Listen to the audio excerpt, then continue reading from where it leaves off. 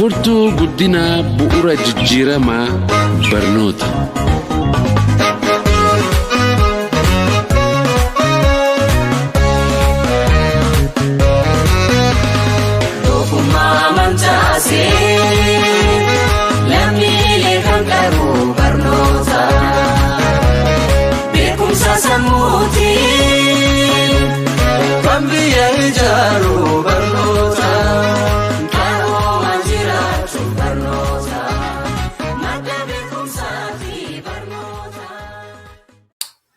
Ashama dhaggeeffatootaa fi daawwattoota Birmaduu Miidiyaa nagaan Waaqayyoo isiniif haa baay'atu.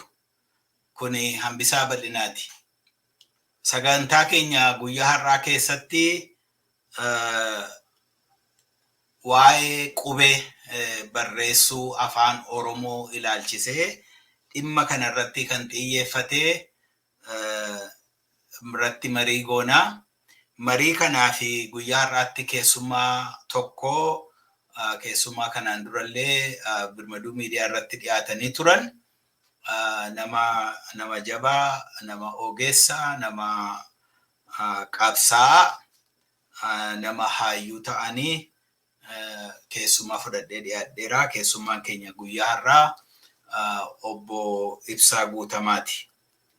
Obbo Ibsaa Guutamaa baay'een keessanii hin beektu.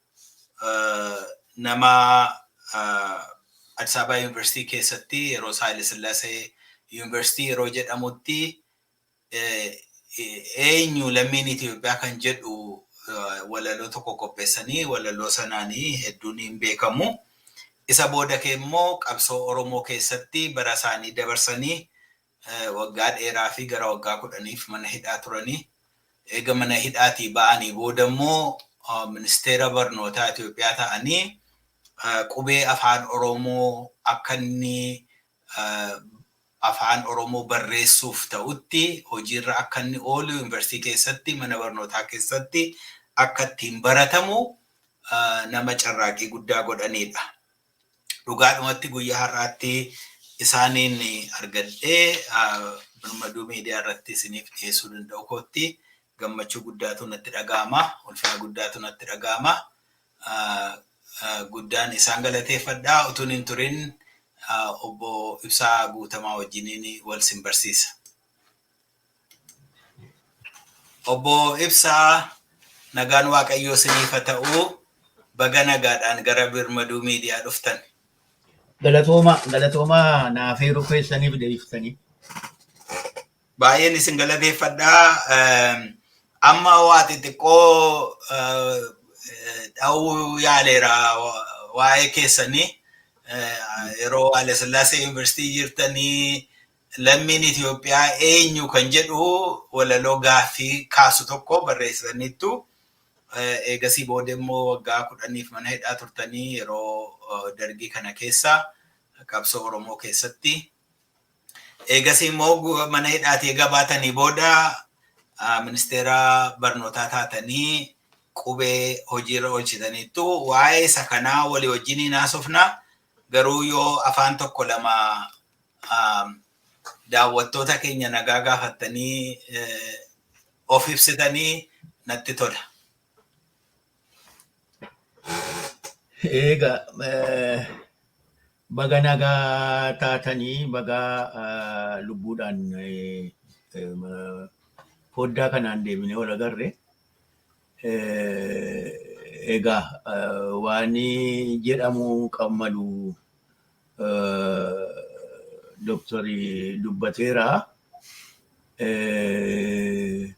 Kana caalaa egaa waan inni ofimoo Oromoon gara caalu ofimoo hin beeku. Oromoon wal ofiin himu maaliif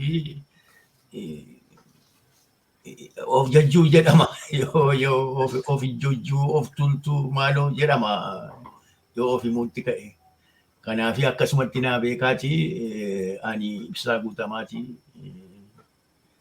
Nama gara sayyoo kanaa dhufee sayyoo lixaa. Sayyoon iddoo baay'ee jira. Kaaba jira, kibba jira,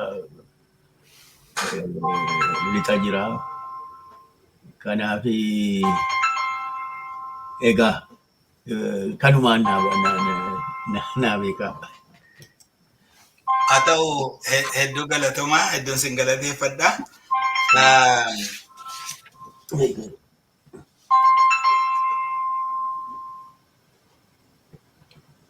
Waa'ee qubee afaan Oromoo kana yeroo dheeraa namoonni Oromoonni yeroo baay'eedhaa fi afaan Oromoo barreessuu fi carraaqii godhaniiru. Isa fuuldura akkuma beeknu yoo seenaa keessa deebine afaan Oromoo kun dhoowwamaa ture. Afaan Oromootiin akka hin dubbatamne, akka hin barreeffamne, akka hin barsiifamne dhoowwamee ture. Garuu namoonni baay'een garuu afaan Oromoo kun akka inni afaan barreeffamaa ta'u, akka inni afaaniin duwwaa dhaloota tokkorra darbuurra darbee barreeffamaan beekumsi jiru, ogummaan jiru, akkaataan jireenyaa, akkaataan hawaasummaa, akkaataan siyaasa isaa akka darbu yaaliin godhamaa ture. Yaalii yeroo dheeraa booda isin kan bira geessanii ga'ee keessan taphattan. Mee muuxannoon keessan attam ture utuu ministeera barnootaatti hin dhufin qubee wajjiniin attamitti wal bartanii, attamittiin dhuftanii waama tokko tokko nu yaadachiisame.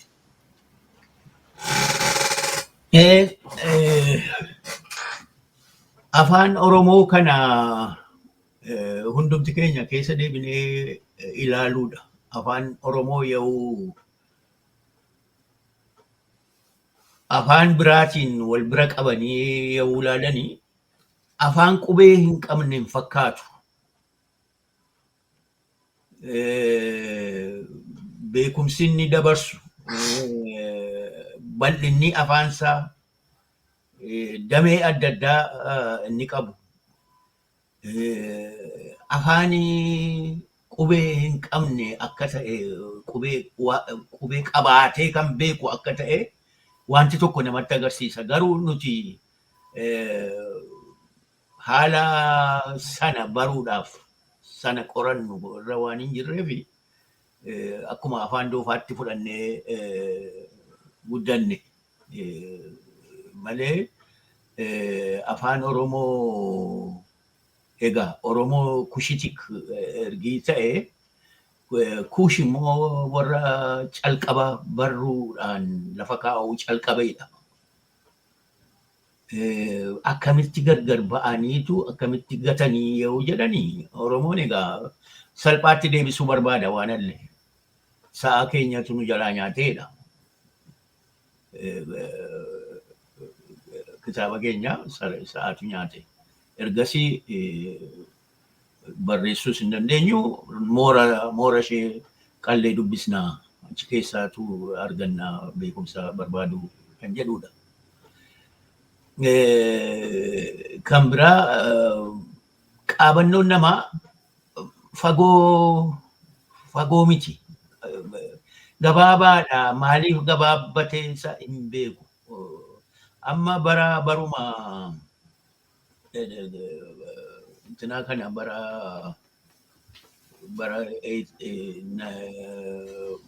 19ffaa jaarraa 19ffaa keessa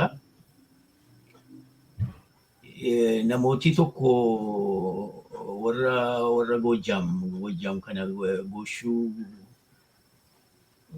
dhanatti fakkaata fi nama Jimmaa jiru, nama Limmuun jiru Ibsaa jedhamu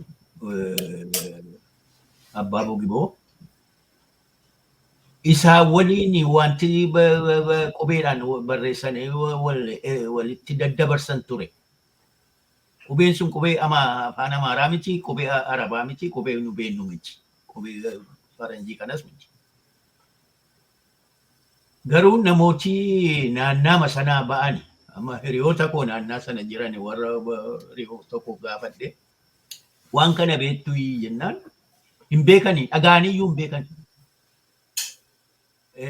Roobinsantu aktaa Itoophiyaa kan jedhu intinaa isaarratti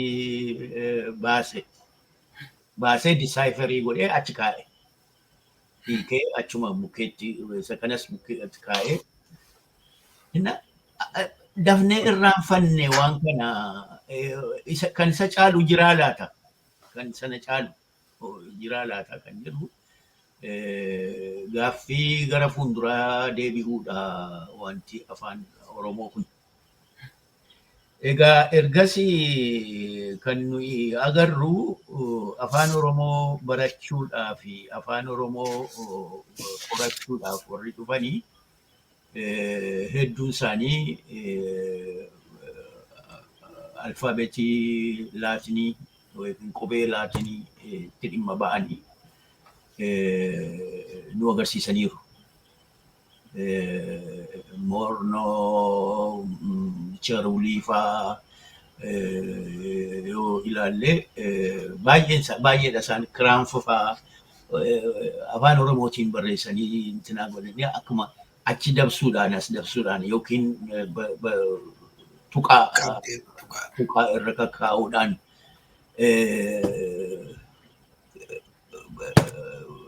ibsaa turani.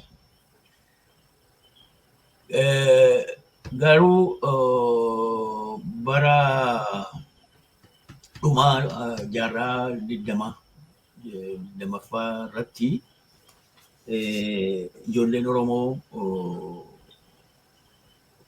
qophii barruu lamaan tokko qopheessaniiru. Tokko hirmaata dubbii kan jedhudha. Hirmaata dubbiitii.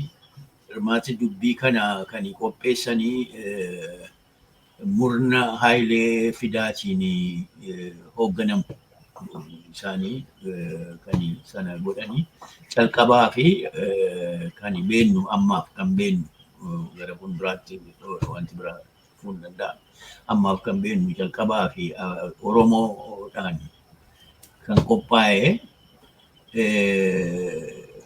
waan sana. Isaanis tuqaarra kaa'uu jajallisuu qubee jajallisuudhaan kan Oromoo ta'e akka dhaafaa kapaafaa kana akka xaafaa kana barreessuu yaalanii isa calqabaati kan kana godhan. Isa duuba hedduun keenya gaa barasiin duras yaalla afaan qubee laatinii kanaan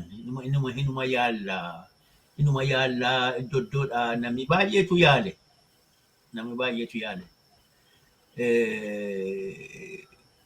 Amma kan baay'ee kan himamu kan eenyu isaanii Sheek Bakrii kan isaaniiti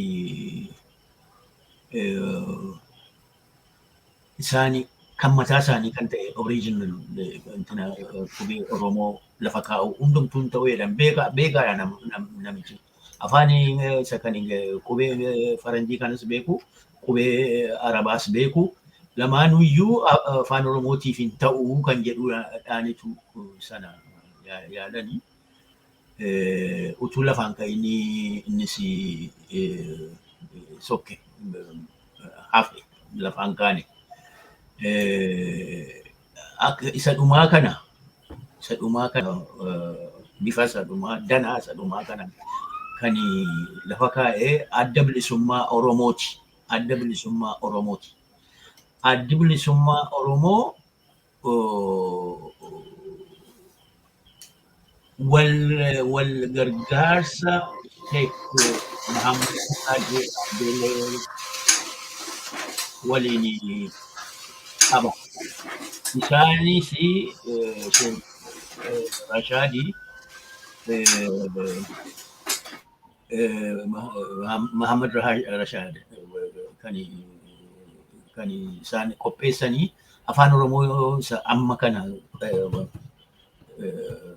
qubee amma jiru kana ta'eetu xaarratti xinnoo intinaa qabu TH godhanii warri adda bilisummaa Oromoo kun immoo xaa godhaniiru garuu wal dubbatanii lamaanuu fudhataniitu isa amma jiru kana lafa kaa'anii isa amma ittiin hojjetamu kana adda bilisummaa Oromoo hojiitti hiikee daggala yaa'uu ture. Loltuu isaatii fi nama naannaa bilisoomee jiru ittiin barsiisaa turan. Ittiin barsiisu, ittiin hojjetu, hojii isaan hojjetu, ajaja isaan kennamaa, riipoortiin isaan godhamaa, hundumaa isaan godhanii mana barumsaa ruudimentarii akkuma isaatti kaarikulamii wayii qopheeffatanii isaan barsiisaa turan. Amma gaa yeroo sun ol ba'u, yeroo ol ba'u 91 yommuu achi ol ba'u hamlata guddaa ta'eetu gadi ba'e gaa. Amma waan guddaadha. Waan daggala tokko keessatti koornarii dhihaaf bahaa keessatti ta'uutu hin ta'in kun biyya hundumaa kan ilaalu waan ta'eef qophiinsaas waan baay'ee barbaada. Sanaaf qophii miti nuyi akka Oromootti sanaaf hin qophoofne.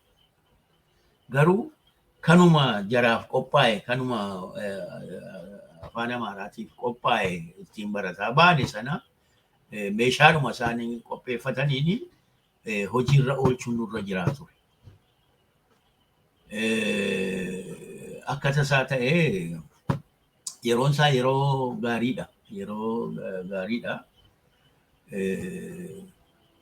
Egaa waan illee jalqaba seeraan beekamuutu irra jira. Poolisii imaammatii haaraan ba'uutu irra jira.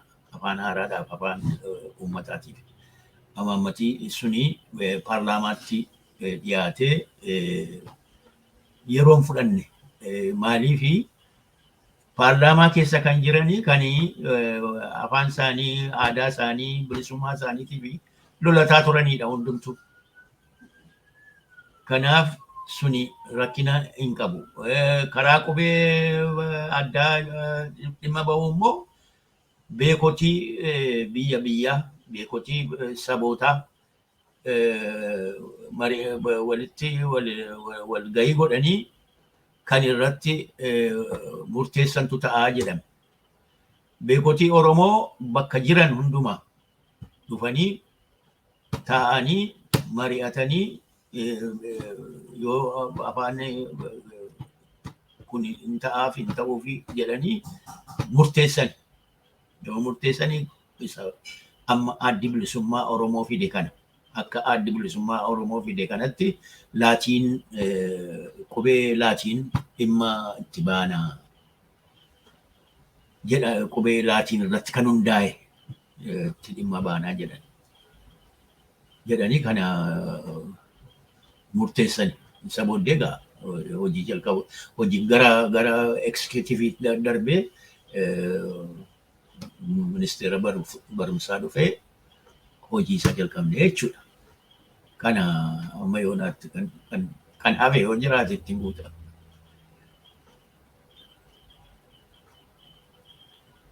Sagalee. Baay'ee gaariidha. Mee kilippii daqiiqaa lamaan tokko ilmi Oromoo tokko waan inni jedhu walii wajjiniin ilaalleetu walitti deebinee haasofna. Saahuu duula qubee jenereeshiniitti banamu jiru kun yaalii fi fedhiin isaanii maali? Jarri kun aangoo harkaa qabaa bara. Ammoo tanaa miti isaan yaadaa jiran jechuudha. Dhaloota qubee kana ka eenyummaa isaatiin boone ka Oromummaadhaan cuubamee guddate kana fadhan isaan. Dhaloota waggaa 30 kana mattaa akka maallabba jechuu turanii bara. Eenyu camadaatii fi Daaneel Kibratfaan dhaloota kana fi abiyyi lolumaa itti irra labsanu jechuudha. Kun hidhaa sagarraa jirraa doorsisaa jecha gara jabeenyi isaanii dhaloota kanarratti dhaloonni kun dilii birallee hin qabu jechuudha. Dhaloota barsu seenaa impaayaritti keessatti dhaloonni yoo biyya tana ceesise biyya tana fayyadu kana jechuudha. Ka waggaa 30 asii kana habarate. Ammoo dhaloota kana sodaatanii jiran isaan dhaabamsiisuu fedhanii dandahanii kajuu margaa fakkii sadi kana amata 30 dabre average jechuudha. Average ummanni Oromoodhaa hamana barnootaa seenee qubeedhaan baratee bee kagaan hordofa. Tokko galataa galchuu barbaaduuf ibsaa guutamaati. Ibsaa guutamaa bakka jirtutti umrii dheeradhu. Bu'uura bareedaa lafa nu kaayilaa hiree xiqqishoo takka keessa loohee seenee qubee tana fudhachiisee qubee tana fudhachiiseeti duuba keessaa hote jechuudha. Ola akkuma liphii jetti seenee qaallachiisan eba wanni irraa buufanne 91 abaa'oo seenee ba'uun takkitii tana jechuudha. Ibsaa guutamaadhaa seenaan isaa hayaa jettu abbaa keenya abbaa qubeellee hojjena arraballee natti fakkaatu. He deserve it. Duuba but they want to reverse that. Eega qubeen san seera taatee baate booda jechuudha. Opinion gaafa san qubee afaan amaaraa kana gariin fidatanii afaan amaaraatiin abaacaa kana haahuutti khatamuudhaaf jechuudha. Shabboo miidiyaarraa wanti kun kan fudhatame achirratti akka inni kaasee sakaanii waan baay'ee kaasee waa lama kan inni irratti akka dubbannu fedhe tokko waan rakkoo qabdu tokko wanta yeroo gabaabduu tokko keessa carraa gabaabaa baname tokko keessa obbo Ibsaa Guutamaa galaniitu dhimma kana hojiirra oolchanii jedhe. Waa'ee isaa akka dubbannuun barbaada. Yeroo kana gootanitti hidha maalii qaba ture? Chaalenjii maaliitu isin qunname? Carraa maaliitu immoo ture? Maaliif yeroon sun yeroo gabaabduu ture. Mootummaa keessallee adda bilisummaa Oromoo yeroo dheeraaf ture waan yaade sana akka yaadetti hojjechuu hin danda'u ture. Garuu akkuma isin maqaa dhooftanii yeroo gabaabduu sana keessatti carraa argametti dhimma ba'uudhaan wanti isin hojjettan wanti isin warra isiniin wajjin jiranii wajjiniin hojjettan sun geeddaramsa guddaa fide genereeshinii tokko waggaa 30 darbee fi nama afaan isaa baratu nama duudhaa isaa baratu nama ofummaa isaatti eenyummaa isaatti dhaabate tokko uume amma isa geeddaruu barbaadoodha. Isatti booda deebina. Mee carraa attamii ture rakkoo attamiitu sin mudate yeroo sana isa jedhu.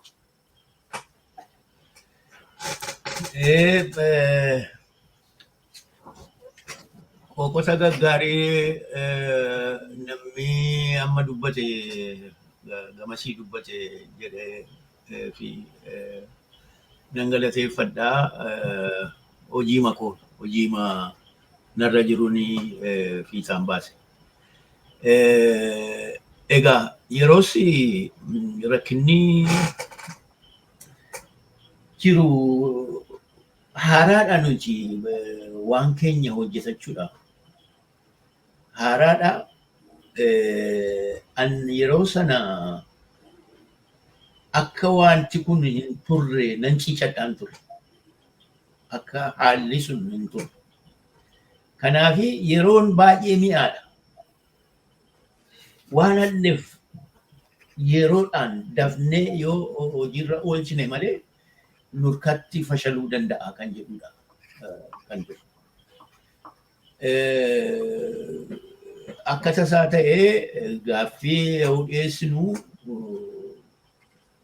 beekotii fi ogeeyyiin biyya Oromiyaa kuni iddoo hallee, koornerii hallee, golee hallee nutti yaa'an gargaaruudhaaf, hundumtuu gargaaruudhaaf qophiidha. Hundumtuu bittaa Amaaraa jalaa bahuudhaaf qophiidha.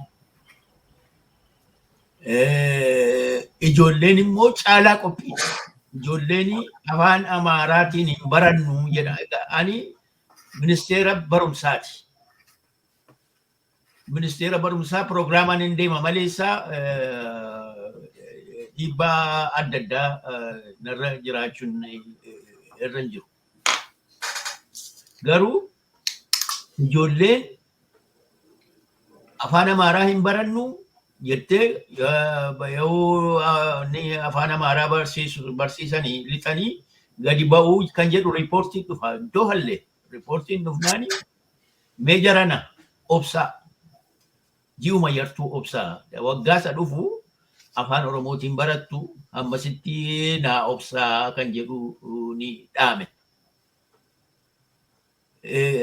Jarjarsaadha jechuudha wanti isaa.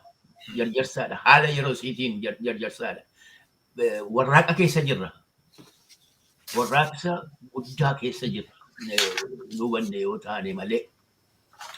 Kanaaf namoota walitti qabaman yuunivarsiitii, barsiisota yuunivarsiitii,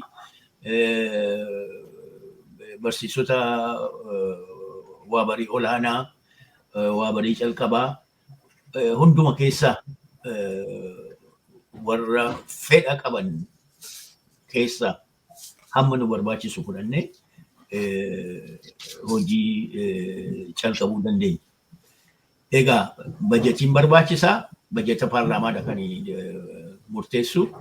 Sanas yeroo siif rakkinni hin turre maaliif hundumatu afaan Tigreenis hin barbaada, Walaayittaan hin barbaada, Sidaamaan hin barbaada, achi keessa jiru hundumtu. Kanaaf waan hin gaafadhu dafaniitu naa baasanii naa erganii ministeerri horiisii amma kana biirokraatikiidha baay'ee garuu dafee waan barbaannu nu hayyame. Egaa ani anjaan an qabu muuxannoo kooti. Muuxannoo biirokraasii keessatti qabu. Akka biirokraasiitti qabanii fi akkatti hojjetanii kanaan dura muuxannoon qaba.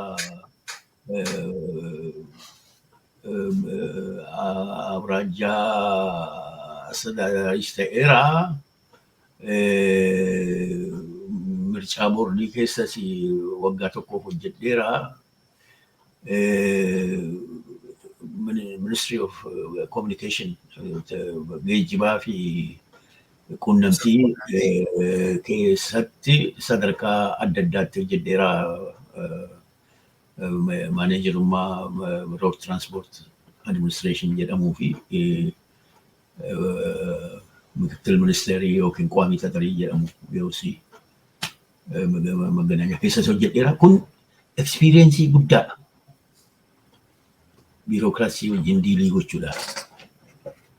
Kanaaf carraa guddaadha jechuudha naaf. Yeroon isaa immoo kennaa kan ta'e yeroo burjaajii ture. Yeroo iddoo hallee namooti mana hojii isaanii keessa ari'aman, ministirii hundoo keessa ari'amanii ani asii akeeka waan qabnuuf akka hin jeeqamneedha kan hin barbaade. Akka namooti achi keessa jiran, ogeeyyiin achi keessa jiran, ogeeyyiin biyya jiran hundumtuu achi ministirii of education jiru. Akka hin jeeqamnee fi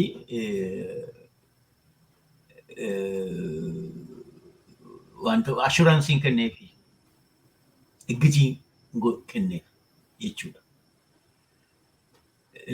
Kanaaf namni natti morme hin jiru. Namni akka ammaa kana sanyiidhaan yookiin maaliin kan mormuu gadi ba'ee hin jiru.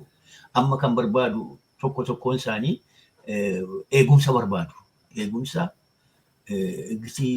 jireenyaa ijoollee qabu.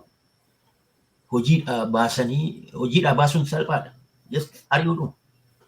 Har'a jalqabdeen barbaachiftuu jechuudha. Garuu sana hundumaa ati gochuu dandeessu. Yoo ati eeguu ni dandeessu. mirga isaanii eegsisuu fi yoo dandeessu si mormanii mormanii isa duwwaa miti barbaacha qabu amma namooti yeroos xurataa bahuu hin danda'an yookiin hojii geeddarachuu hin danda'an hojii tokko bahuu hin danda'an ani nan hayyameef abbaan barbaade adeemu abbaan barbaade xurataas haa bahu waan jedhee fi inni hafe amantee godhate akka pirogiraamaatti hojjechuu malee wanti biraa hin turre maaliif ama Oromoo duwwaa miti Ministry of Education keessa kan ture Oromoon yartuudha jechuudha. Warra kaanii namni tokko obstaakilii hin taane akka ogummaa isaaniitiif amanamoo ta'anii hojjetanii yeroo hundumaa galateeffachuun koona kujara sana yeroo hundumaa maaliif gufuu natti hin taane hojii yeroo sitti Oromootti gufuu hin taane jechuudha akka Oromoon hojiirra oolfatuuf. Kan biraa Oromoo duwwaatu hin ta'in yommusii harkaa kan qabnu egaa hundumatu dhufaa jenneetu abdii godhanne hundumtuu dhufee afaan keenyaan calqabna bara jedhanii hundoo isaanii gaafannee garuu kan dhiyaatanii namoota Walaayittaa fi Sidaamaa duwwaadha. Egaa amma Oromoo Walaayittaa Sidaamaa dhaan jalqabe. Oromoon baay'eedha. Namni barates baay'eedha. Kan naannaa jirus baay'eedha. Kan nutti birmates baay'eedha. Ijoolleen Walaayittaa yartuudha. Ijoolleen Sidaamaa yartuudha. Afaan Oromoo warri tuttumeen kun sheettaa piraayitarii fa'aa afaan Oromoo kan beekan hin jiranii maannoo afaanii Walaayittaa afaan Sidaamaa kan beekan hin jiran. Afaan Oromoo beekan iyyuu warri Oromoo iyyuu afaan Oromoo beekan iyyuu kanaan dura afaan Oromootiin hojjetanii hin beekan. Garuu xiiqii waan qabaniif warra tiimtii warri barreessitu kun warri tuttumeen kun kan Walaayittaas kan Sidaamaas garaa qulqulluudhaan hojjetan. Baay'ee of eeggannoodha waan barreessanii warri ogeeyyiin beekotii Walaayittaa fi Sidaamaa itti kennanii sirriitti barreessanii sadanuu kana Oromoos fiixaan baane akkuma ta'etti fiixaan baane egaa utuu kana gochuu baanne teknikii baay'eetu jira wanti afaan hiikuu duwwaa miti kan nuyi goone afaan keenya iddootti ergi gargar facaane ollaa keessaa kan wanti qoqotii guddifanne jira. Ergi gargar baane afaanuma waliin beennu kan ceera godhan jiru kan saalfii kan hin saalfatamne kan ta'an jiru. Hundumaan beennu.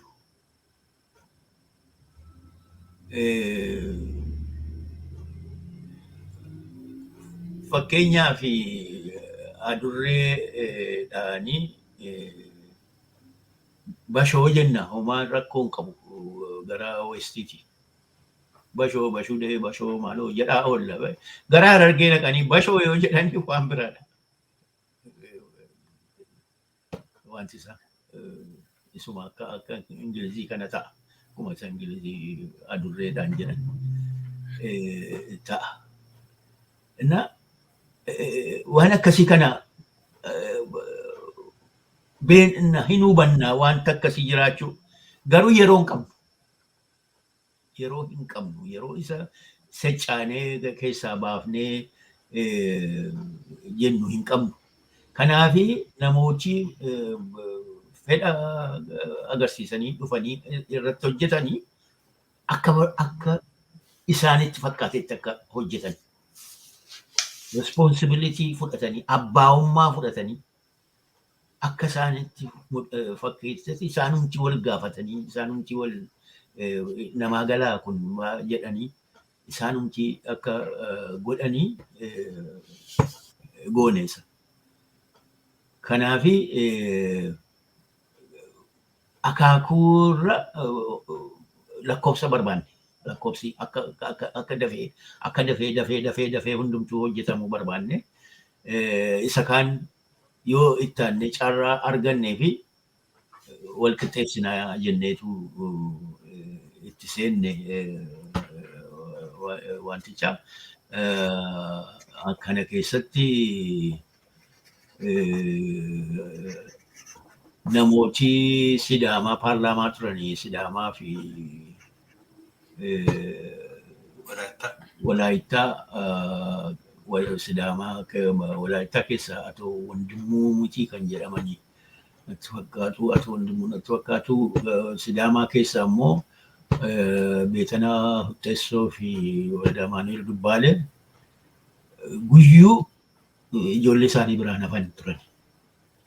Guyyuu irratti hojjetanii akka ijoolleen jajjabaattu akka jajjabeessuu ana dhufanii maal si gargaaruu dandeenya paarlaamaa karaa paarlaamaa jedhanii na gaafachuu jara kana sadan duwwaadha biyyoota lamaan kana jechuudha Walaayittaa fi Beetanaa duwwaadha kan dhufe Oromoon illee OPDO'n illee karaa koombaan dhufanii maaltu si hanqata maaltu si dabaluu hin jenne kanaani keessa hulluquu dandeenye hin jedha. Kanaaf yoo jiraate gaaffiidhaan hin deebisa. Baay'ee fayyaa ta'a dhugaadhumatti Waaqayyo sana eebbisu. Akkuma silaa shabboo miidiyaa irratti jedhe namoonni baay'een obbo Ibsaa Guutamaa abbaa dhaloota qubeetii jedhu waan isin dubbattanii kana booda tokkotti deebinee ilaaluu dandeenya. Amma innaa gabaabsettanii lola filattanii lola sakamtu dursuu turre jira sakamtu teellaatti hafuu danda'a buruu danda'a. Isa kamtu amma ariifachiisaadha. Inni kun immoo hubannaa sinsila jettan irraa kaataniitu yeroon kun dheerachuu dhiisuu danda'a. Yeroo gabaabduu ta'uu danda'a. Yeroo gabaabduu kana keessatti dubbii isa cimaa ta'e, dubbii isa kaan caalaa, dubbii isa gubaa ta'e jedhamti. Oromoon dubbii isa gubaa ta'e hojjenna. Isa jedhu kanarraa dhaabbattanii hojjettanii baay'ee gaariidha dhugaadhumatti. Rakkinni jiru tokko ammas ta'e duraanii amma ennaa yaadattu ta'e abbaan gammachiisi macaafa qulqulluu qubee waaniitiin barreessan qubee saabaatiin barreessan macaafa abbaa gammachiis kana qaban macaafa qulqulluu. Isuma isaan qubee saabaatiin barreessan kana jabanuma keessan keessaa 50moota keessaa 40moota keessaa biyya Wallaggaatti gubaa turanii mootummaan akka inni nama bira hin geenyeef isuma kanaan. Amma yeroo Oromoon immoo qabsoo dheeraa godhee qubee mataa isaatiin murteeffatee dhufu immoo falmiin bara keenya kana keessa jiru immoo lakkii qubee yoo ta'e iyyuu yoo afaan Oromoo sila barreeffamuu hin qabu barsiifamuu hin qabu ittiin maayii ba'uun hin jimmalu jechaa turani. Utuu ta'e iyyuu laga ceetaniitu qubee isaa kan laatinii fudhattanii isaan hojjettu tun ta'e inni gi'iziidha. Isatu tokkummaa Itoophiyaa kana eegaa jedhu. Dubbiin kun isin hin mudanne yeroo sanatti ennaanni kaan hafe birookiraasiidhuma mootummaa keessatti falmiin akkasii isin hin mudanne. Birookiraasii keessatti tun ta'ini namoota beekota jedhaniitu dhufanii na tuttuquu yaalu.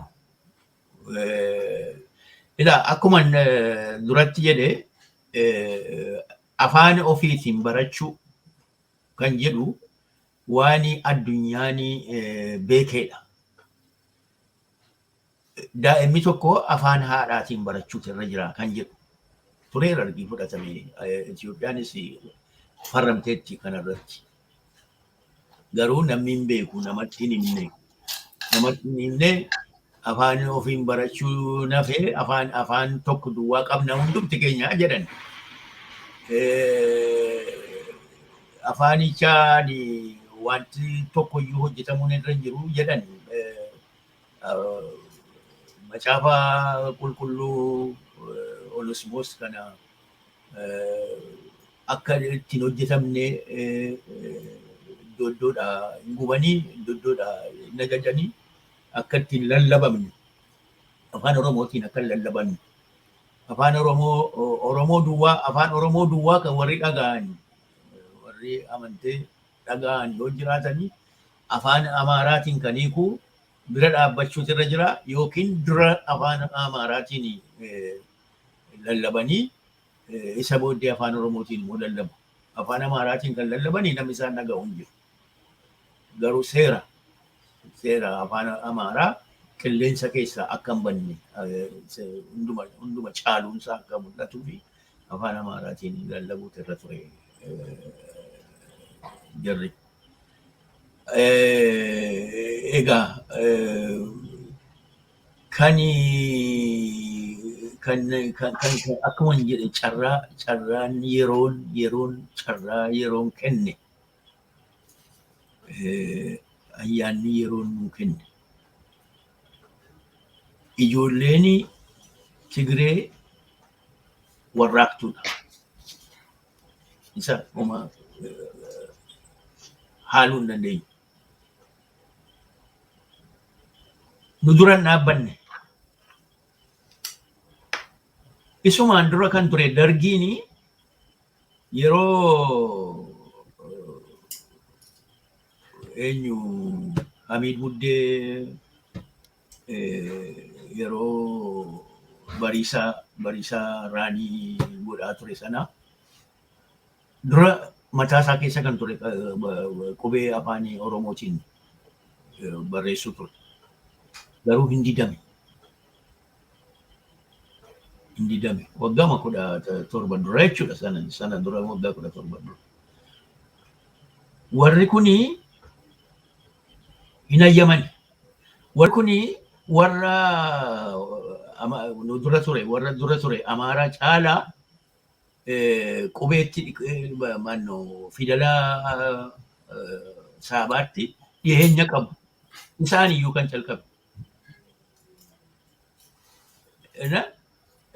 Warri isaan nu duraan dhaabbanne maaliif warraaqaan waan dhufaniif dimokiraasii kan jedhu qooda dimokiraasummaa kan jedhu addabaabayitti fudhatanii turan. Kanaaf isaan nu duraan dhaabbanne. Isaan nu duraan dhaabbanne taanaan immoo eenyuyyuu isaa gaditti isaan jala dubbatu hin jiru. Kanaaf irra haannee jechuudha wanti. Garuu beekota jiru. Beekoti kun warra akkamiiti?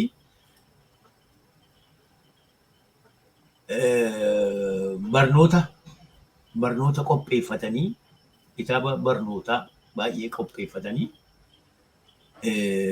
bara garii ittiin facaafnaa ittiin gurgurannaa jedhanii warra yaadan jiru. Warri immoo taayipiraayitarii Amaarinyaa kana irratti qoratanii qopheeffatan jiru.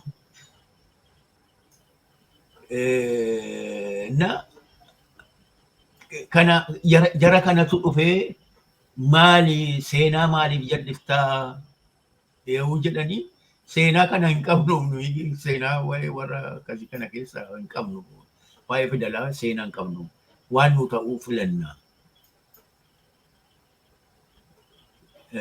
jedheetanii deebisa. Amma maanguddoon tokko kan baay'ee baratanii cinaa kana qubee warra Ibraayistii kana qubee Arabaa kana qubee maaloo kana qubee Saabaa kana fidanii taabileetiitti fidaniitu kun ikkoo gita warra kanaati. Gita warra kanaa kan ta'e kana attamitti balleessisaa. Anu jedhanii gita isaanii wal bira warri gitummaadhaan dhaabbatanii dhaqanii dhaabbatan. Nuun ilaalu dubbii. Nuti Oromoodha. Nuti Oromoodha humnaan qabamne koloniidha. Waa'ee seenaa Itoophiyaatii wajjin waan qoodan hin qabnu. Yoo jaallanne wajjin jiraanna yoo jaallanne waliin hin jiraannu. Kanaaf kana akka waanani seenaa kanaaf dhimmamu seenaa sanaaf madaa'u wayim dhiigu itti ilaaluun isinirra hin jiru. Jibba qabdaa jedhu. Jibba Amaaraa qabdaa. Jibba Amaaraa ana Amaaraa akkamitti jibba hiriyooti koo gara caalu yoo lakkaa'ee Amaaraa. Hiriyooti kanan qabu. Jibba waan jedhamu miti. Qajeeltuudha justice. Qajeeltuudhatu hojiirra oolchuun nurra jira. Jenneetu kan jedhudha. Murni kan biraammoo kan dhufu Oromoo akka koo ammaa kana dulloomanidha. Isaan immoo keessa deebi'anii barachuun barbaadan. Qubeedhaanii fagootti fakkaata, waan guddaatti fakkaata. Afaan Ingilizii biyya Faranjii dhaqanii barataniiru. Garuu qubeen kun akkamitti barreeffamaa jedhanii gadi taa'anii ilaaluurra qaaxaa keessa nu galchuuf adeemta kan jedhu kan isaanii jedhan. Isaanis amansiisuu hin dandeenye waan barbaadetti mee deeman narraa. Warra akkasii rakkina akkasiitu malee rakkinni nuti hin dubbanne keessa warra dhagayeedha kan dhufe. Warra qaxaroo fudhatee na bira dhufu warra keessa dhagaye malee nuyi takkaa hin dubbanne hojjechuutti jirraa maalootti jirraa hin jennu. Gaafa dhuma finnee barsiisota doddoodhaa finnee oreentii goonee akkamitti akka qubeen hojjetu ergi barsiisnee booddee ergi sana fixannee booddeedha tokkanii miidiyaa irratti himne. Bara garii kanaan jalqabne jenne. Kanaaf malee utuu immoo kunoo afaan Oromoo barsiisuudhaaf qubee haaraadhaan maaloo jenne wantoonni hin jiru. Rakkina guddaa keessa linnaa turre pireesharii alaa. Mootummaa miti mootummaan paralaayisdii ta'eera. Mootummaan yommusii paralaayisdii ta'eera. Mootummaan inni darbe inni kufe. Inni kufe homaa gochuu lafaan kaane. Tu amma ta'ee iddoo hallee kunoo asiif asiin nama tuqu turan. Kunoo amma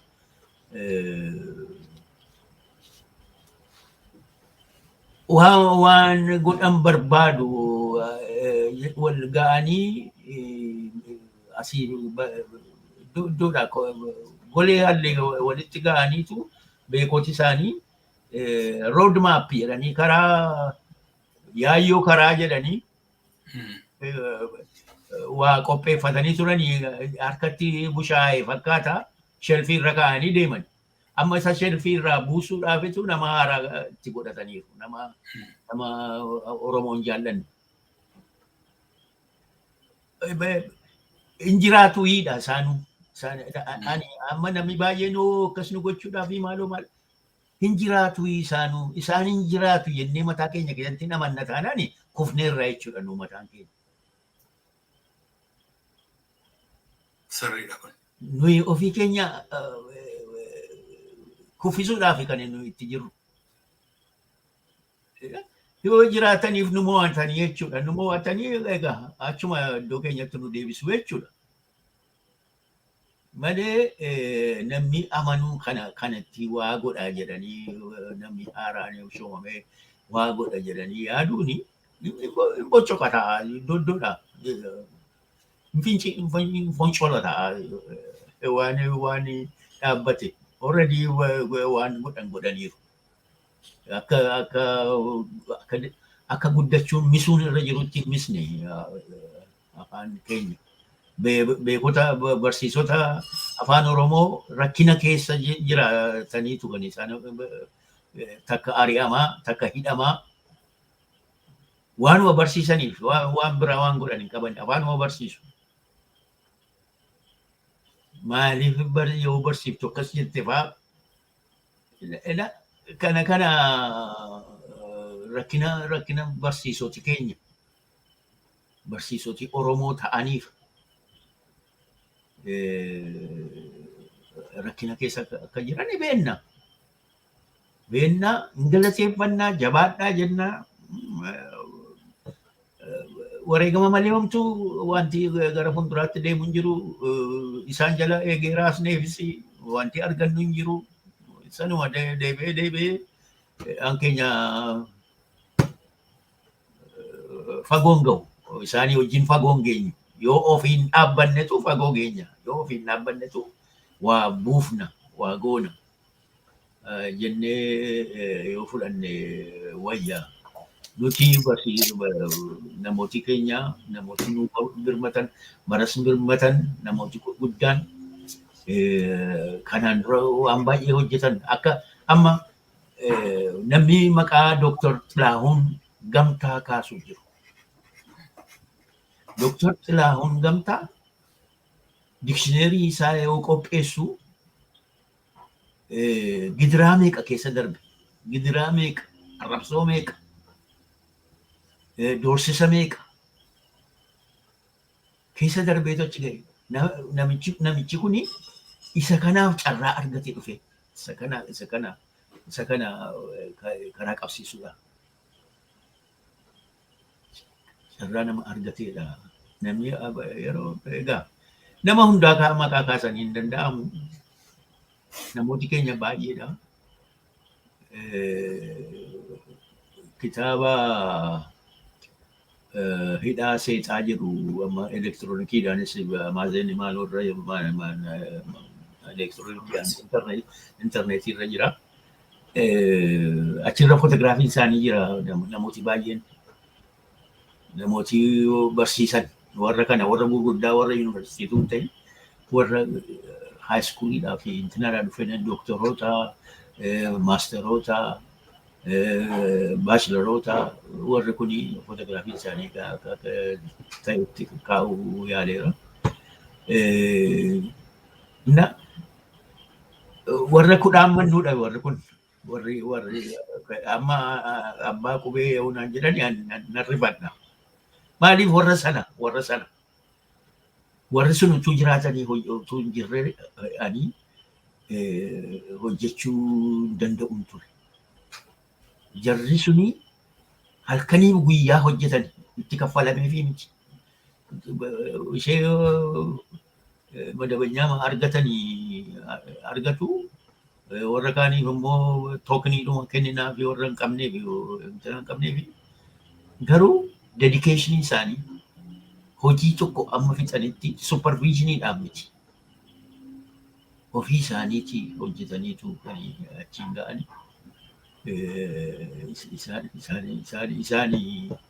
Isaanii kan uummata kanaaf guddaa oolan jedheetanii fudhadha. Hedduun isaanii immoo naa wajjin mana hidhaa turan. Kunis waan guddaadha. Egaa waa'ee rakkinaa natti na mudatee ture. Rakkinni na mudate egaa rakkina isa himeeran fakkaadha. Qophiin qabnu. Beekumsa kanaan dura hin qabnu. Onnee duwwaa qabna. Fedha qabna. Malee qophii sanaaf barbaachisu gaanneenii fi namni nu gargaarus yartuudha. Namni nu gargaaru yartuudha. Garuu egaa murannoodhaan keessa baanee as geenye. Baay'ee hedduu galatoomaa waan isin jettanii baay'een isaa sirriitti naa galaa. Abbaa qubee dhaloota qubee jechuun waan badeen qabu garuu warra sanas immoo iddoon dhowwatu nama humna jiru kana humna faffaca'ee jiru kana walitti fidee fuulduratti geggeessaa jechuun isa miti dura bu'eetu biyya keenyatti karaa baasi jedhu baadiyyaatti namni karaa baasu karaan sun agamsatu jira, qoraattiitu jira, sokorruutu jira. Namichi ofiisaa fi sokorruu sanatti of kennee agamsa sanatti of kenneetu wanti itti dhufu sana fudhateetu karaa ciree baasa. Namni isa boodaan dhufu immoo karaan hin mijaa fi kanaaf akka sana wanta ta'eef bu'aa qaba garuu dubbiinsaa.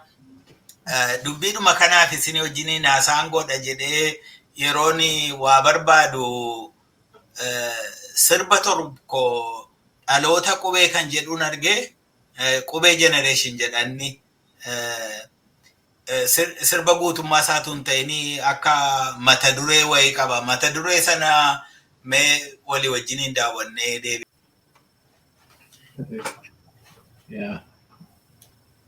Kana egaa dubbiinsaa dubbii qabsooti. Isuma sila jettani. Maaliif bara dheeraa fi nuyi warri barattoota fidalaa kan turre adda adda nu hirani. Akka nuyi of wallaallu, akka nuyi of hin beekne, akka nuyi isa kan keenyaa dhiifne kan namaa duukaa deemnu. Of ta'uu akka dhiifnu nama biraa ta'uu akka barbaannu akka of wallaallu aadaa keenya akka wallaallu akkaataa jireenyaa keenya akka wallaallu lafa dhuftee keenya akka wallaallu lafatti waraabamne lafatti cinne akka nuyi wallaallu dhugochuuf yaaliin godhame. Inni kun immoo carraa kenne. Akka namni of gaafatu, akka namni ilaalu, akka namni qoratu, akka afaan isaan baratu, akka ofitti deebi'u, akka lagaan waliin qoonne, akkuma namaa jedhu, akka amantiidhaan waliin qoonne, akka iddoo dhalootaan waliin qoonne, isa kana carraa kenne. Kanaafiti inni kun ga'een isin taphattan suni ga'ee guddaadha. Waan itti isin dabaltanii maal agartanii jechi kun maal isinitti fida inni mata duree inni sirbaa kun? Egaa sirna seera Oromootti Oromoon seera jaallata. Seera afaan Amaaraatiin seeraa inni jedhanii seera kanarraa fudhatameedha kan beekamu. Maaliif Oromoon waraana deemuudhaaf odaa jalatti ol argeetu seera mura.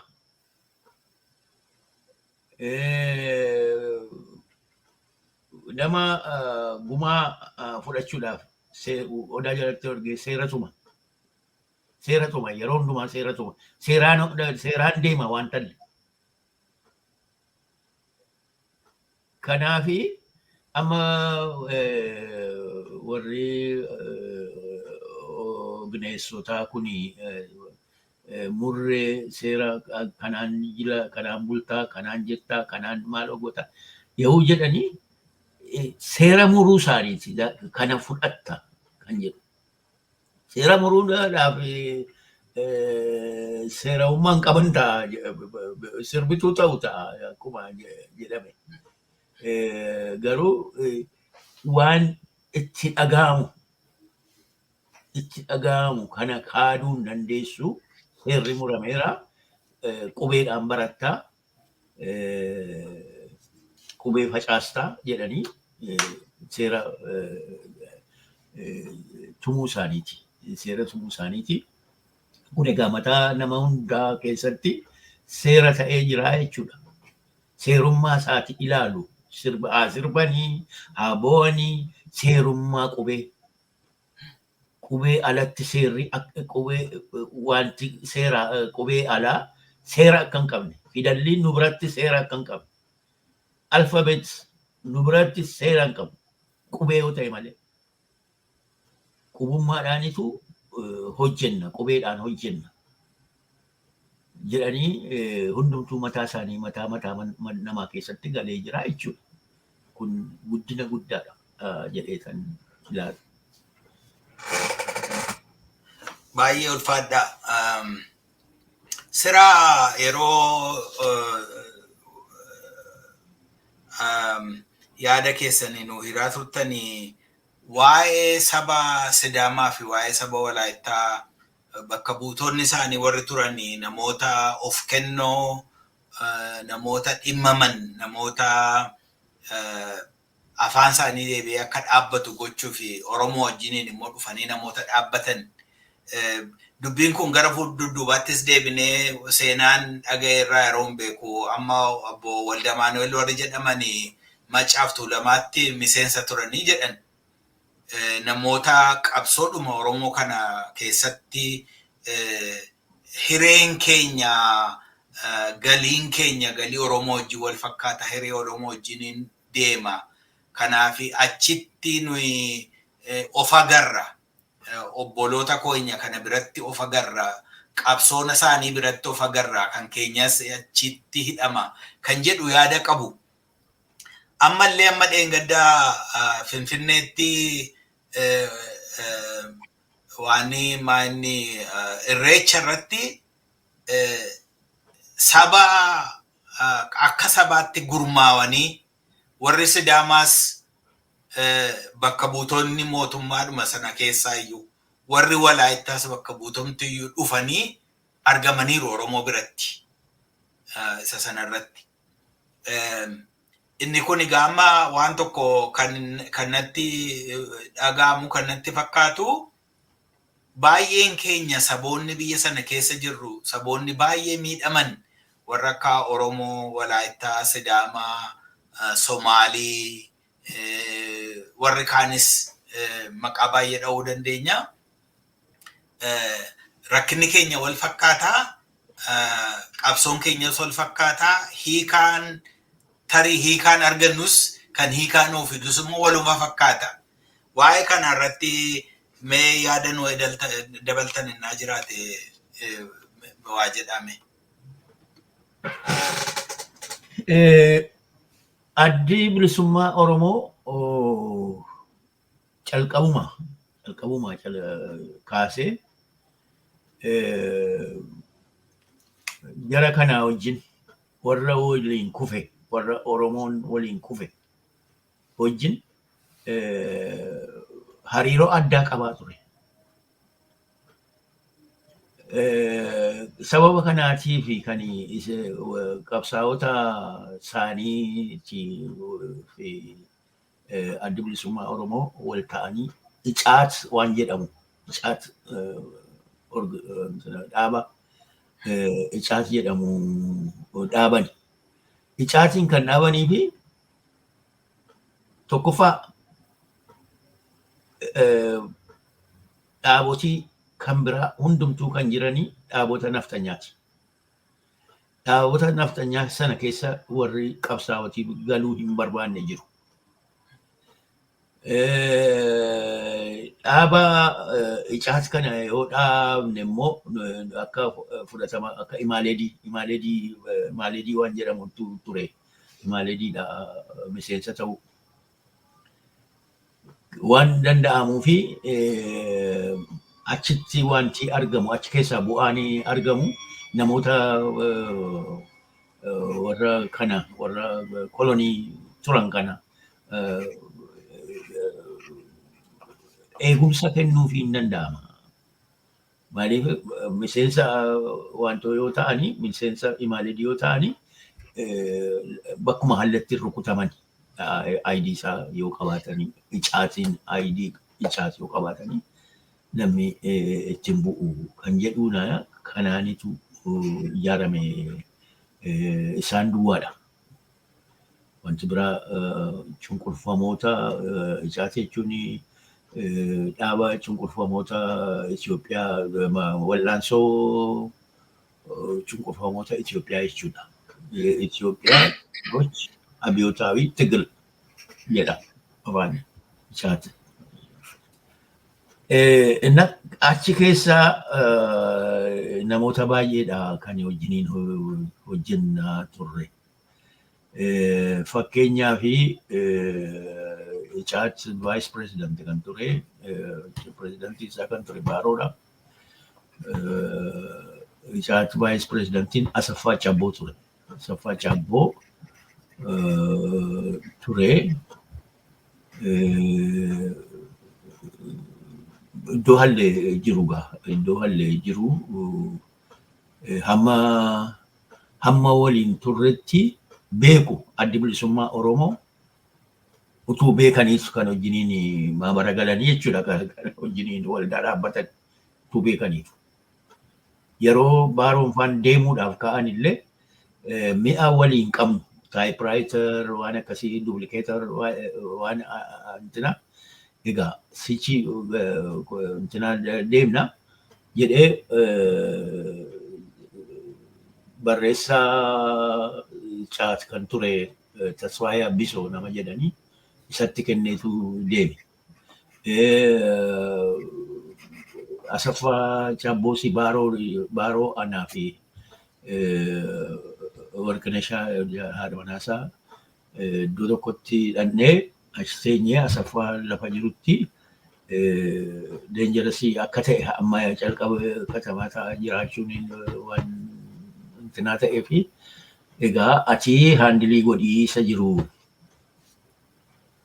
Icaatiin haandilii godhii yoon deemee jedheetti meera. Kan agarsiisu walamanteen hammam akka turedha. Walamanteen ture. Dhaqee na himaa, dhaqee akkasii yaadheeraatii foloo godhaa jedhaa jedhee yaadne. Innis hin goone kana. Kanatti meetu torban hin guunne hin deeme Baaroo fi jaalawwan hafan wal deeman.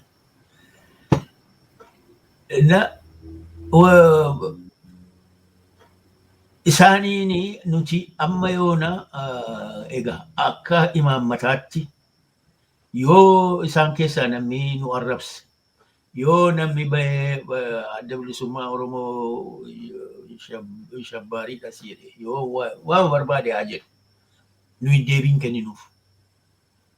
Maaliif maraataadhaa jechuudha inni sana dubbatutu furummaadhaan jiru.